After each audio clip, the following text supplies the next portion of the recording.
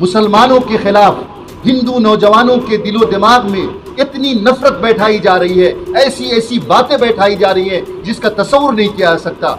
कल तक जो नौजवान मुर्गा नहीं काट सकता था, आज दाढ़ी टोपी वाले को खंजर मार देगा। ये एक नजरिया है और ये बढ़ता जाएगा। हम लोगों को ठहरना पड़ेगा, मुसलमानों को, और आप में बेशुमार उलमाए कराम है, सब लोगों को सोचना पड़ेगा। बहुत फातमी साहब ने बहुत अच्छी बातें की। मुझे शिकायत है हिंदुस्तान के उलमाए कराम से और मौजूदा उलमाए कराम से कि हमने इबादत पे बात की, मामलात पे कभी बात नहीं की। हमने ये बताया ही नहीं कि इस्लाम का समाजी निज़ाम क्या है। इस्लाम मुश्तरका तहजीब में रहने वाले, कंपोजिट कल्चर में रहने वाले लोगों के लिए हुक्म क्या देता है। ये जो मुल्क का दस्तूर है, कॉन्स्टिट्यूशन है, ये जो पार्लियामेंट है, ये जो सुप्रीम कोर्ट है या असेंबली है, ये सब हमारे हैं। इसकी हिफाजत करने की जिम्मेदारी हमारी है। अगर इसको कोई हाईजैक करने की कोशिश कर रहा है, दस्तूर को ख़त्म करने की कोशिश कर रहा है, बाबा साहब अम्बेडकर के बनाए हुए दस्तूर को, महात्मा गांधी के दस्तूर को, मौलाना आज़ाद के दस्तूर को, सरदार पटेल के दस्तूर को, क्या ऐसे हालात में हम मुसलमानों का सोए रहना जायज़ है क्या? आपका त्यौहार आता है तो मुझे अच्छा लगता है, मुझे खुशी होती है। कोई रंग पड़ जाने से जाहिलों ने यह फैला दिया कि होली का रंग पड़ गया तो सूअर के खून के बराबर है। किसने कह दिया भाई? ये उलमा तो नहीं कहते। किसने फैला दी ये सब बातें इस समाज में? हमें जाके मुंह से बोलना पड़ेगा कि आपका त्यौहार जब आता है तो मुझे भी खुशी होती है। मैं चाहता हूं कि आप खुशी खुशी त्यौहार मनाएं। आप जब पूजा करने जाते हो तो मुझे दुख नहीं होता, मुझे अच्छा लगता है कि आप अपना पूजा कर रहे हैं। हम लोगों को इसके लिए सोचने की जरूरत नहीं है कि पॉलिसीज क्या आ रही हैं, वो लड़ लेंगे, हमारे भाई लड़ लेंगे। अगर उस वक्त सोचा होता देश के लोगों ने कि महात्मा गांधी हिंदू है, सरदार पटेल हिंदू है, मौलाना आज़ाद मुसलमान है, अम्बेडकर हिंदू दलित है, तो क्या देश आज़ाद हो पाता क्या? ये सब हमारे पूर्वज हैं और उनके विरासत की हिफाजत, जो साझी विरासत है, उसी पे ये मुल्क चलेगा और उसकी विरासत, उस विरासत की हिफाजत की जिम्मेदारी हम मुसलमानों की सबसे ज्यादा है। ये करनी पड़ेगी। बिस्मिल्लाहिर्रहमानिर्रहीम। आवाज आ रही है? वैसे भी आवाज आ जाएगी।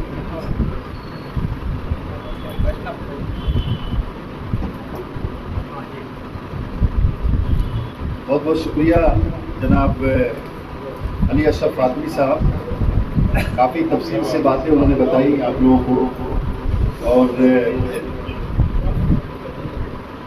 लंबा तजर्बा है उनका, काफ़ी इमोशनल है, सियासी कम है, इमोशनल ज़्यादा है। कौम के मसाइल के लिए बहुत इमोशनल हो जाया करते हैं। मैं शुरू से देखता हूँ कि इन्होंने ख़ास तौर से जब HRD मिनिस्टर थे अब्दुल सिंह जी, उनके साथ जो मिनिस्टर थे उसी सरकार में, इन्होंने 5 वर्षों में वो काम किया जो पिछले मुझे लगता है कि 20-25 वर्षों में नहीं हुआ। और जिस कमेटी, फातमी कमेटी का जिक्र किया इन्होंने, वाकई पढ़ने की चीज़ है। हम लोगों की परेशानी है कि हम लोग पढ़ते नहीं हैं। बड़ी फाइंडिंग्स हैं और बहुत मेहनत करके इन्होंने एक समझ देने की कोशिश की थी अक़लियतों की तालीम को। कुछ चीज़ें एग्जीक्यूट हो पाई, कुछ चीज़ें नहीं हो पाई। होता है, कोशिशें होती हैं, तो इसीलिए बहुत इमोशनल हुए जा रहे थे। करीब से देखा था, मैं इनके दफ्तर में कम जाता था, अर्जुन सिंह जी के दफ्तर में ज़्यादा जाता था। मैं इनका ऐसे ही बनता हूँ, बहुत ज़्यादा, बहुत फ़ैन हूँ इनका, अली अशरफ फातमी साहब का। और बहुत अच्छी बातें कही इन्होंने। यहाँ इस इदारे के ज़िम्मेदार हाफिज़ सगीर साहब हैं, बहुत मेरे करीबी, बहुत मैं इनकी इज़्ज़त करता हूँ और मेरा दिली लगाव है इनसे। मैं बार बार आया करता हूँ यहाँ पे। और अनीसुर्रहमान साहब हमारे करीबी और इस इदारे के ज़िम्मेदार हैं। इसके अलावा यहाँ मदरसा डेवलपमेंट ऑर्गेनाइजेशन के सदर जनाब अब्दुल कुद्दूस साहब अल्टीमेटम दे ही रहे थे मुझे। और महताब भाई हैं, जनता यूनाइटेड के लीडर हैं अहमद हुसैन साहब, वो भी हैं। और शाहनवाज़ बदर कासमी साहब हैं। और आप सभी लोग जो मधुबनी ज़िला के मुख्तलिफ़ गाँवों से, मुख्तलिफ़ ब्लॉक से आप लोग तशरीफ़ लाए हैं। ये फातमी साहब एक यहाँ जो बैठे हैं वो अपनी ज़ात में अंजुमन की हैसियत रखते हैं। और आप ये समझिए कि पूरे मधुबनी ज़िला के मुसलमानों से आपकी बातचीत हो रही है। और यही समझ करके इनसे बातचीत मैं करना भी चाह रहा हूँ और बातचीत होगी इंशाअल्लाह। तो नमाज का वक्त हो गया है और नमाज का वक्त अभी बाकी है। हम लोग इसके बाद इंशाल्लाह सब लोग पढ़ेंगे, बाद जमात नमाज पढ़ेंगे। 10-12 मिनट जो है ना, मैं आप लोगों की खिदमत में इस हवाले से बात कर लूँ, कारवानी इत्तेहाद और भाईचारा के हवाले से। तेरी बिगड़ी हुई तकदीर बदल सकती है, तेरी बिगड़ी हुई तकदीर बदल सकती है, रात ताबिंदे खुर्शीद में ढल सकती है, मगर ए दोस्त तुझे खुद को बदलना होगा, पा बरहना रहे पुरखार पे चलना होगा। हालात का जिक्र सभी लोग कर रहे हैं, जो हालात हैं मुल्क के वो सबके सामने है। किस तरह दस्तूर हिंद की धज्जियां उड़ाई जा रही है, किस तरह पार्लियामेंट को हाईजेक कर लिया जा रहा है, अपोजिशन लीडर के माइक को बंद कर दिया जाता है और कोई आवाज़ ज़ोर से बोल देता है तो उसको सस्पेंड कर दिया जाता है। सुप्रीम कोर्ट के 4 जजेस बाहर आते हैं और प्रेस कॉन्फ्रेंस करके, मुल्क की तारीख में कभी ऐसा नहीं हुआ कि प्रेस कॉन्फ्रेंस करके सुप्रीम कोर्ट के जजेस ये कहते हैं कि मुल्क की जमहूरियत को खतरा लायक हो गया। देख लीजिए कर्नाटका में क्या हुआ, एक पोस्टर लगाया गया कि हलाल गोश्त खाना बंद कर दिया जाएगा। बेटियां पर्दा कर रही हैं, स्कूल जा रही हैं, वो दुपट्टा ओढ़ के जाएंगी या नहीं जाएंगी, ये बीमार विचारधारा के लोग तय करेंगे कि हमारी बेटियां पर्दे में पढ़ेंगी या बेपर्दा के पढ़ेंगी। हालात यानी ये मामूली हालात नहीं है। आप लोग को लगता होगा कि ये पॉलिटिकल स्टेटमेंट है, लेकिन ये पॉलिटिकल स्टेटमेंट नहीं है।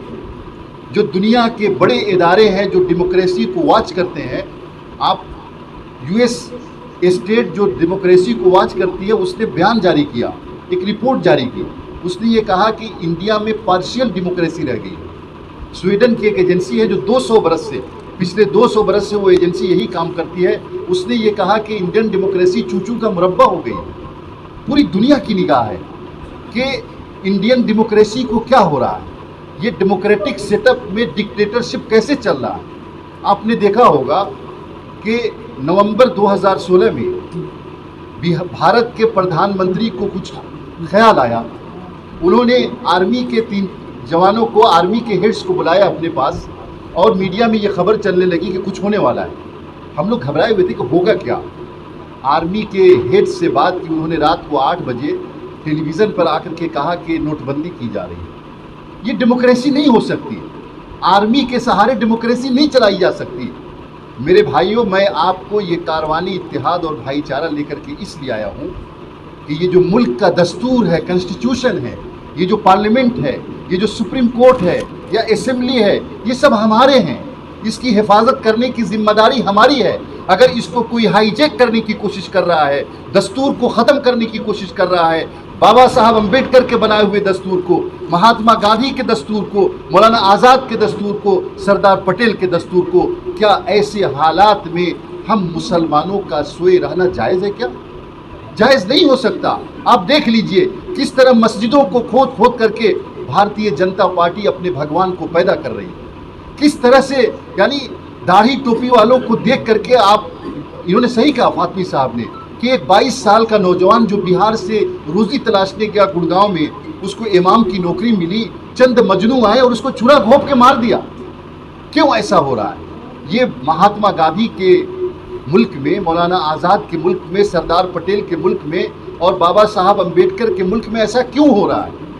इस पे गौर करने की ज़रूरत है। ये सब एक दिन की बात नहीं है, ये पिछले 100 वर्षों से, किसी में तंजीम का नाम नहीं लूँगा, ऑर्गेनाइजेशन का नाम नहीं लूँगा, एक विचारधारा है, बीमार लोगों की विचारधारा है, जिनकी मानसिकता बहुत संकीर्ण है, तंग जहन के लोग हैं। वो चाहते हैं कि मैं जो सोचूं वही दुनिया सोचे, मैं जो खाऊं वो दुनिया खाए, मैं जो पहनूं वो दुनिया पहने, मैं जो करूं वो दुनिया करे, बाकी लोग सारे विचारधारा दुनिया से ख़त्म हो जाए। दुनिया में ऐसा नहीं चलता। आप तारीख पढ़िएगा, गूगल कीजिए। जब जर्मनी में हिटलर को हुकूमत अपनी फैलानी थी, उसने क्या किया था? एक नज़रिया बनाया और उस नज़रिए को धीरे धीरे बहुत बढ़ाया। नज़रिया यहाँ तक बढ़ा कि वहाँ के ईसाई ये समझने लगे कि यहूदी जो होते हैं बहुत सख्त जान होते हैं, ये ईसाइयों के बड़े कड़े दुश्मन होते हैं। और बात यहाँ तक पहुँची साहब कि यहूदी जब शराब पीते हैं, जब तक ईसाई बच्चों का खून उसमें नहीं जाए उनको शराब में नशा ही नहीं आता। इसलिए जब भी कोई बच्चा गायब होता है, समझ लो यहूदियों ने कत्ल करके उसको शराब में उसके खून को मिला दिया होगा, पी लिया होगा। ऐसी नफरत बढ़ाई गई कि जर्मनी में यहूदियों का कत्लेआम हुआ, नस्ल कुशी हुई। बिल्कुल उसी राह पे इस मुल्क को ले जाने की कोशिश हो रही है। मुसलमानों के खिलाफ हिंदू नौजवानों के दिलो दिमाग में इतनी नफरत बैठाई जा रही है, ऐसी ऐसी बातें बैठाई जा रही हैं जिसका तस्वुर नहीं किया जा सकता। कल तक जो नौजवान मुर्गा नहीं काट सकता था, आज दाढ़ी टोपी वाले को खंजर मार दे रहा। ये एक नजरिया है और ये बढ़ता जाएगा। हम लोगों को ठहरना पड़ेगा, मुसलमानों को, और आप में बेशुमार उलमाए कराम है, सब लोगों को सोचना पड़ेगा। बहुत फातमी साहब ने बहुत अच्छी बातें की। मुझे शिकायत है हिंदुस्तान के उलमाए कराम से और मौजूदा उलमाए कराम से कि हमने इबादत पे बात की, मामलात पे कभी बात नहीं की। हमने ये बताया ही नहीं कि इस्लाम का समाजी निज़ाम क्या है, इस्लाम मुश्तरका तहजीब में रहने वाले, कंपोजिट कल्चर में रहने वाले लोगों के लिए हुक्म क्या देता है। हमने बात नहीं की अपनी मस्जिदों के इसके अंदर, मस्जिदों के अंदर हमने इस्लाम की इस तालीम पे कभी बात नहीं की। हमारे बारे में क्या क्या कहा जा रहा है, कैसे जहर भरा जा रहा है। हमारे बारे में कहा जाता है कि मुसलमान मंदिर को नापाक समझता है। हमारे बारे में कहा जाता है कि मुसलमान ये समझता है कि हिंदू की बहू बेटियों की इज्जत लूट लो।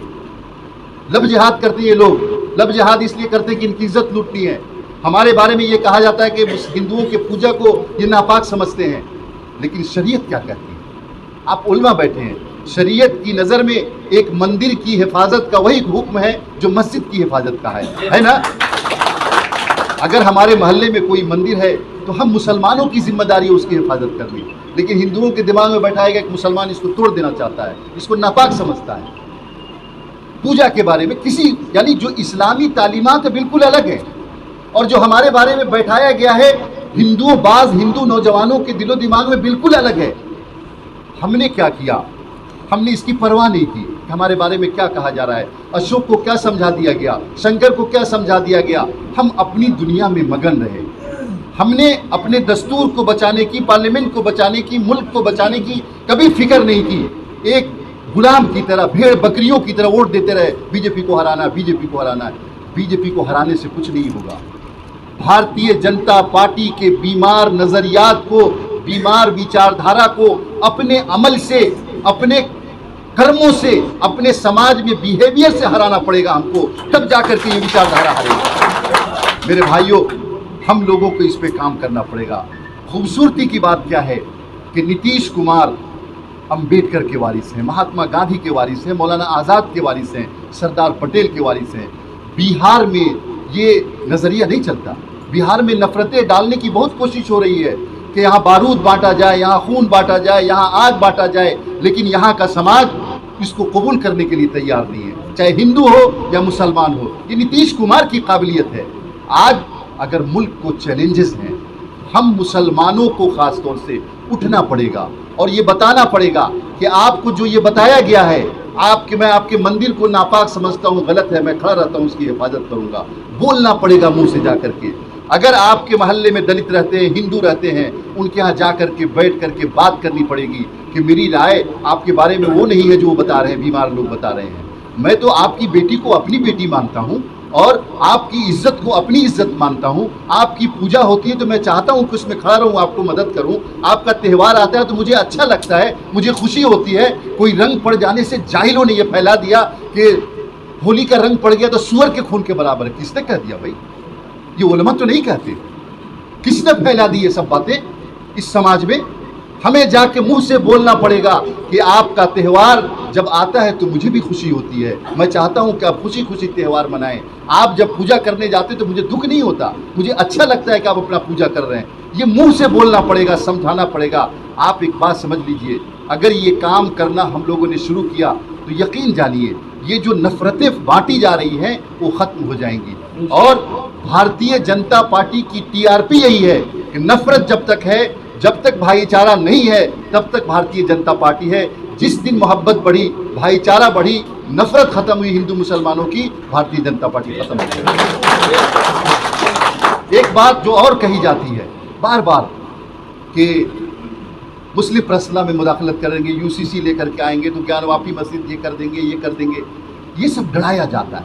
पोलराइजेशन की कोशिश है, CAA NRC को लेकर के आए। अल्लामा इकबाल ने बहुत अच्छा कहा था कि इस्लाम की फितरत में कुदरत ने लचक दी है, जितना ही दबाओगे उतना ही ये उभरेगा। हम लोगों को डरने की ज़रूरत नहीं है, हम डरने के लिए नहीं आए इस दुनिया में। मुसलमान दुनिया में डरने के लिए नहीं आया, डर को ख़त्म करने के लिए आया है कि मुसलमान जहाँ है वहाँ न हिंदू डरेगा, न दलित डरेगा, न सिख डरेगा, न ईसाई डरेगा। उसको ये यकीन रहना चाहिए कि हमारे बगल में एक मुसलमान खड़ा है, हमारा कुछ नहीं होगा। डर खत्म करने के लिए आया है, हम क्यों डरेंगे। अभी all India Muslim personal law board के लोग गए नीतीश कुमार जी के पास, मैं भी था, कि UCC लेके आया जा रहा है, बहुत गलत है। एक पार्टी जो बहुत सेकुलर पार्टी है उसने कहा कि ड्राफ्ट आने दीजिए तो हम सोचेंगे क्या होगा, क्या करना है। नीतीश कुमार ने साफ साफ कहा कि UCC हमको किसी भी हाल में मंजूर नहीं है, मुस्लिम पर्सनल लॉ में मुदाखलत हम बर्दाश्त नहीं करेंगे, चाहे इसके लिए जो कुछ करना पड़े। तो हम लोगों को इसके लिए सोचने की ज़रूरत नहीं है कि पॉलिसीज़ क्या आ रही हैं, वो लड़ लेंगे, हमारे भाई लड़ लेंगे। अगर उस वक्त सोचा होता देश के लोगों ने कि महात्मा गांधी हिंदू है, सरदार पटेल हिंदू है, मौलाना आज़ाद मुसलमान है, अंबेडकर हिंदू दलित है, तो क्या देश आज़ाद हो पाता क्या। ये सब हमारे पूर्वज हैं और उनके विरासत की हिफाजत, जो साझी विरासत है, उसी पे ये मुल्क चलेगा और उसकी विरासत, उस विरासत की हिफाजत की जिम्मेदारी हम मुसलमानों की सबसे ज़्यादा है, ये करनी पड़ेगी हमको। हमारी लड़ाई लड़ने वाले लोग बहुत हैं। एक बात और ध्यान रखने की है, क्योंकि नमाज का वक्त हो रहा है। भारतीय जनता पार्टी के चेहरे बहुत हैं। राम तुम्हारे युग का रावण अच्छा था, राम तुम्हारे युग का रावण अच्छा था, 10 के 10 चेहरे सब सामने रखता था। एक बड़े अच्छे शायर ने कहा, भारत जो रावण था उसके चेहरे सब लोग देखते थे कि 10 चेहरे हैं, लेकिन भारतीय जनता पार्टी के चेहरे नजर नहीं आते। इनविजिबल, गैर मरवी जिसको कहते हैं ना उर्दू में, गैर मरी, नजर नहीं आते वो लोग।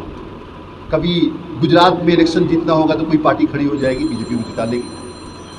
असम में जीतना होगा तो एक पार्टी खड़ी हो जाएगी, भारतीय जनता पार्टी को जिता लेगी। जब ये देखते हैं कि यहाँ के हिंदू मुसलमान तो नफरत में यकीन नहीं रखते, तो मुसलमानों में ही किसी को खड़ा करेंगे। तुम नारे तकबीर लगाओ, नारे तकबीर बुलंद करो और मुसलमानों को बताओ कि हम मुसलमान हैं, हमको वोट दो। हिंदुओं को क्यों वोट दे रहे हो। मेरे भाइयों, यही नज़रिया कायदे आज़म मोहम्मद अली जिन्नाह ने दिया था। याद रखिएगा, मुल्क की तकसीम से पहले कायदे आज़म मोहम्मद अली जिन्नाह ने यही कहा था और एक मुल्क बनवाया था। हमारे पूर्वजों ने, हमारे अकाबरीन ने, चाहे मौलाना अबुल कलाम आज़ाद हो, मौलाना हुसैन अहमद मदनी हो, मौलाना फजल हक खैराबादी हो या मौलाना महमूद हसन देवबंदी हो, सब लोगों ने मोहम्मद अली जिन्नाह के नज़रिए को मुस्तरद कर दिया था। और हमारे अकाबरीन ने साफ साफ कहा था कि मजहब का काम मुल्क बनाना नहीं है, मजहब का काम इंसान बनाना है, और हम इंसान बनाएंगे, हम इसी मुल्क में एक साथ रहेंगे।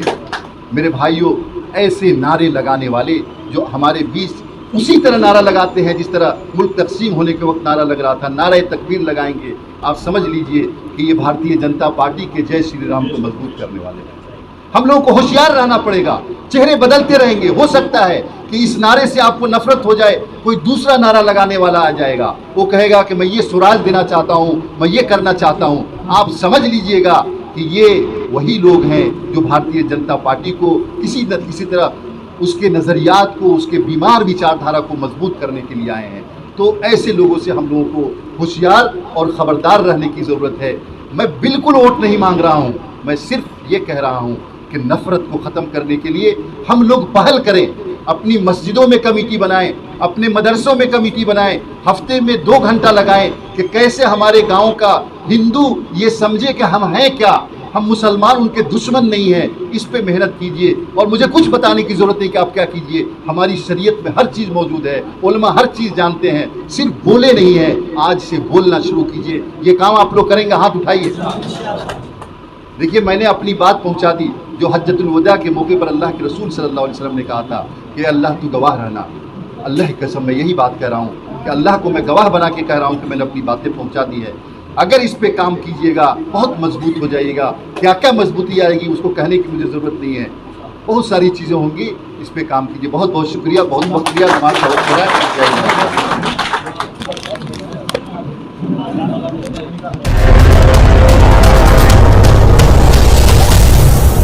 अगर आप हमारा चैनल YouTube पे देख रहे हैं तो चैनल को सब्सक्राइब कर दें और बेल आइकॉन को दबा दें ताकि लेटेस्ट न्यूज़ आप तक पहुंचती रहे। अगर आप हमारा चैनल Facebook पे देख रहे हैं तो चैनल को फॉलो कर दें और लाइक कर दें।